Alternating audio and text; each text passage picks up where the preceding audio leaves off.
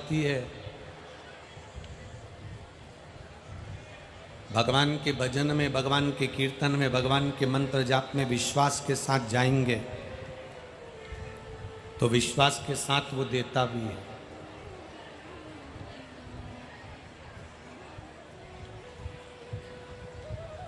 देवता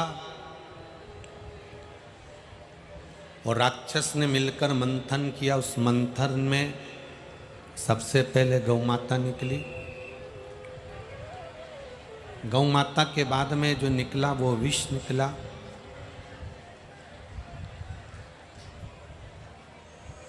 गाय को मंथन में प्रकट करने का कारण केवल इतना सा था कि जो विष निकले, गाय का दूध उस विष की तपन को रोक ले।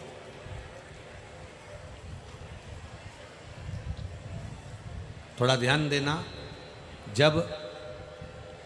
तुम्हें तुम्हारे घर में लगने लगे कि एलईडी बंद हो गई है, एलईडी यहाँ चालू करिए, एलईडी चालू करिए, एलईडी बंद पड़ी है,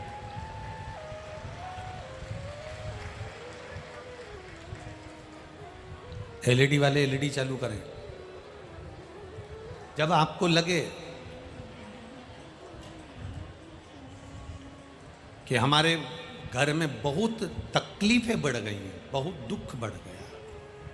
बहुत कष्ट, अपार कष्ट बढ़ गया,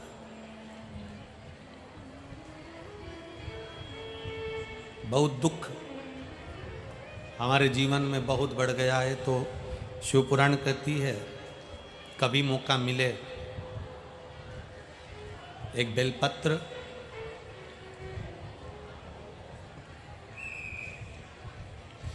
जिसकी डंडी का मुख जहाँ से पानी बहता है जलाधारी की ओर, समझ में आ रहा है ना? जहाँ जलाधारी हो और जलाधारी में जहाँ पानी बह रहा हो, उस पानी बहने वाली जगह पर डंडी का मुख हो, जलाधारी। अब समझ लो थोड़ा सा,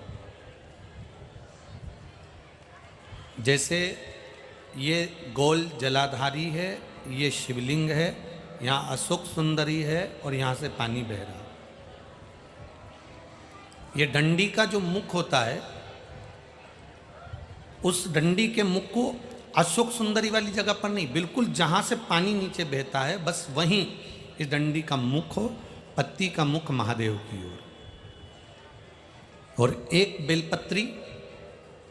जिसकी डंडी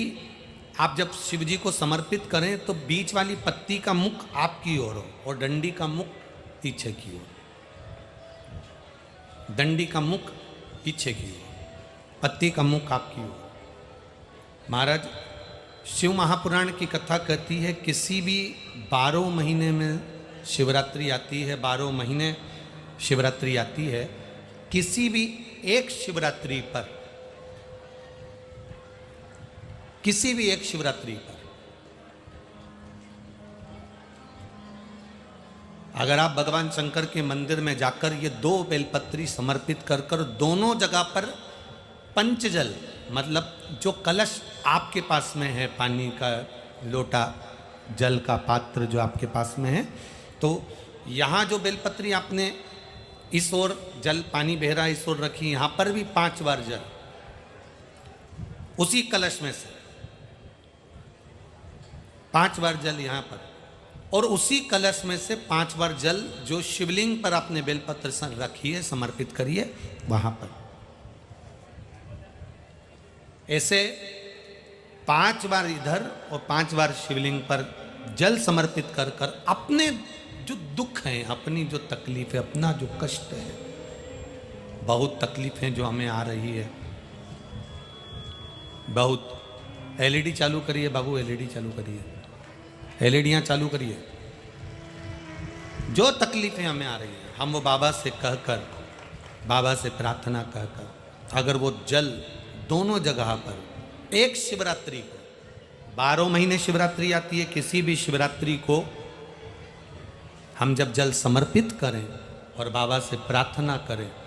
तो ये निश्चित है, एक शिवरात्रि पर करते हैं, अगली शिवरात्रि जब आती है तो बाबा आपके दुख को, आपके कष्ट को मिटा ही देता है, ये निश्चित है।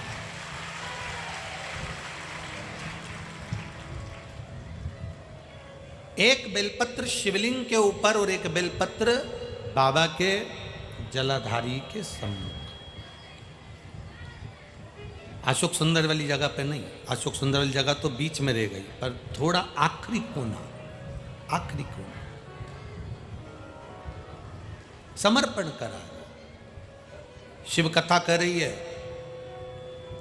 मान लो आपका अगर विश्वास दृढ़ है, भरोसा पक्का है, जैसे अभी आपको कथा में कहा कि मन आपने अगर शिव को दे दिया है, दिल भगवान शंकर को दे दिया है और विश्वास अगर पक्का हो गया है और आपने वो जल समर्पित किया है, तो ये निश्चित है अगली जो शिवरात्रि आएगी उस तक बाबा आपके दुख को, कष्ट को काट ही दे। पर विश्वास के साथ फिर निवेदन करेंगे, जल भी चढ़ाओ तो विश्वास के साथ, बेलपत्र भी चढ़ाओ तो विश्वास के साथ, धतूरा भी चढ़ाओ तो विश्वास के साथ, एक पुष्प भी अगर समर्पित कर रहे हो तो विश्वास के साथ करिएगा, भरोसे के साथ करिएगा।